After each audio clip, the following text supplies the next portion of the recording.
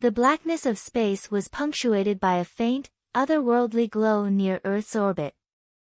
Commander Christopher Daniels had seen many anomalies during his 20 years with the United Interstellar Defense Corps, but this one sent shivers down his spine. The object, a massive, pulsating sphere, defied every law of physics, hovering silently as if taunting humanity. On board the battlecruiser Liberty, the tension was electric, the air heavy with anticipation. "Sensors can't get a read on it," reported Lieutenant Madison Carter, her voice trembling slightly. "It's not even there. Visual confirmation only." Daniels muttered, gripping the console edge. "This thing's playing by rules we don't understand." "Carter, patch in Dr. Evelyn Grant, I want her analysis yesterday." Dr. Evelyn Grant, the ship's leading xenophysicist, appeared on the holoscreen, her brows furrowed. "Commander, it's emitting no electromagnetic signature. No heat, no radiation, nothing.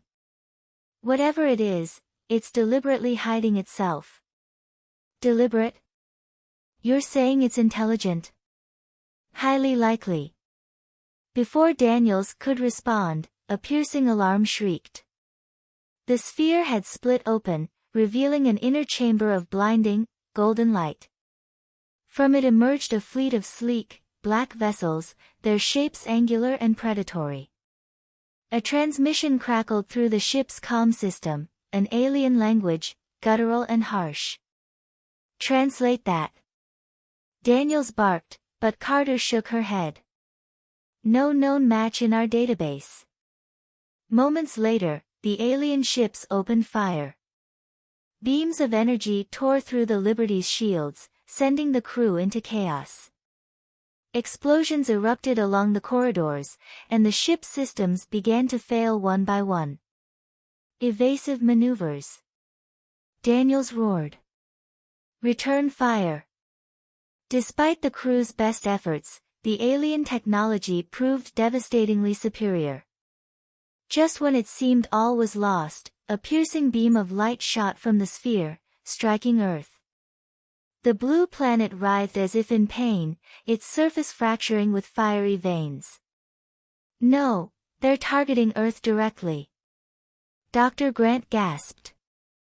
With a desperate cry, Daniels slammed his fist on the console. "Reroute all power to engines. We're getting closer to that thing." The ship lurched forward, evading another barrage of enemy fire. Daniels knew they had no chance of survival, but if they could understand the sphere, even for a moment, it might provide humanity with a fighting chance. As they neared the pulsating mass, a new danger emerged. Tendrils of golden energy reached out, ensnaring the Liberty. "We're being pulled in." Carter shouted, her voice cracking. "Brace for impact." Daniels yelled. The last thing they saw was the brilliant interior of the sphere before everything went dark. Daniels woke to an eerie silence, his vision swimming. The Liberty was intact, but the environment outside was unrecognizable. A vast, luminous void stretched infinitely, dotted with floating debris and alien structures. His crew was shaken but alive, their faces pale with fear. "Report," he demanded, his voice hoarse. "We're inside the sphere," Carter said, her tone incredulous. "Gravity and atmosphere are stable, but, Commander, this place shouldn't exist." "I'll second that," Dr. Grant muttered, scanning the area with a handheld device. "The laws of physics are bending. Time itself might be distorted." Before they could process their situation, a deep, resonant hum filled the air. The crew turned to see an enormous, crystalline structure materializing ahead. It pulsed with an ominous light, and from it emerged alien figures, tall, spindly beings with translucent skin and glowing eyes. "Defensive positions," Daniels ordered, drawing his sidearm. The aliens didn't attack but instead communicated telepathically. Images and emotions flooded the crew's minds: a galactic war, countless civilizations falling to ruin, and a chilling revelation: Earth was next in line. "They're not here to negotiate," Dr. Grant said grimly. "They're here to assimilate." Suddenly, the void quaked. The crystalline structure unleashed a shockwave that disrupted the ship's systems. The aliens advanced, their forms shifting into more menacing shapes. With no time to think, Daniels made a decision. "Carter, deploy the plasma turrets. Dr. Grant, find us a way out of this sphere." The battle was chaotic. The crew fought valiantly, using every weapon at their disposal, but the aliens adapted too quickly. Their crystalline bodies regenerated almost instantly, and their attacks became increasingly coordinated. "We can't hold them off," Carter shouted. Dr. Grant's voice cut through the chaos. "Commander, I've found something. This sphere is powered by a central core. If we destroy it, we might destabilize the entire structure." "And us with it," Daniels noted grimly. "Do we have a choice?" With the crew's survival hanging by a thread, Daniels made the call. "Set a course for the core. All hands, prepare for the worst." As the Liberty sped toward the core, the alien forces grew more aggressive, their ships swarming like angry hornets. Just as the crew thought they were overwhelmed, a new threat emerged. The sphere itself began to collapse, its tendrils lashing out chaotically. The Liberty reached the core, a massive, pulsating orb of energy. Carter loaded the ship's last torpedoes, and with a silent prayer, Daniels gave the order to fire. The core erupted in a blinding explosion, and the Liberty was flung into the void as the sphere imploded around them. The crew awoke to find themselves adrift in deep space. The sphere was gone, but Earth loomed ahead, visibly scarred from the alien assault.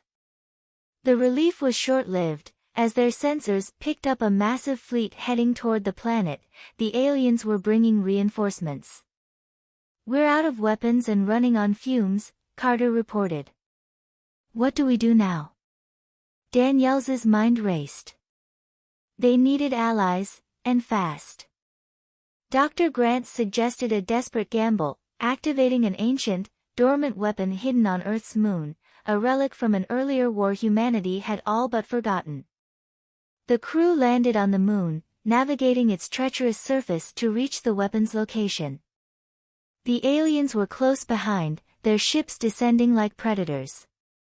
As they worked to activate the weapon, the ground shook violently, and an enormous alien war machine emerged from the horizon. "We're out of time," Daniels shouted. "Grant, can you get this thing online?" "I'm trying," she yelled, furiously typing commands into the ancient console. The alien machine opened fire, its energy beams tearing through the lunar surface. The crew fought back with whatever they had, but it was clear they wouldn't last long. At the last moment, the ancient weapon roared to life, unleashing a devastating pulse that obliterated the alien war machine and its fleet. The victory was bittersweet. The weapon's activation had drained its power, and it couldn't be used again. Worse, it had signaled their position to the entire alien armada. With Earth's survival hanging by a thread, the crew returned to the planet to rally what was left of humanity's defenses. Nations united under a single banner, pooling their resources for one last stand. The aliens arrived in overwhelming numbers, their ships blotting out the sky. The final battle was brutal.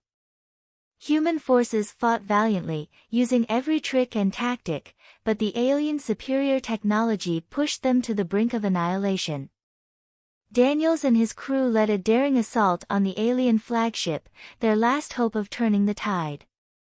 Inside the ship, they discovered the truth: the aliens were not a singular race but a coalition of enslaved civilizations, controlled by a hive mind.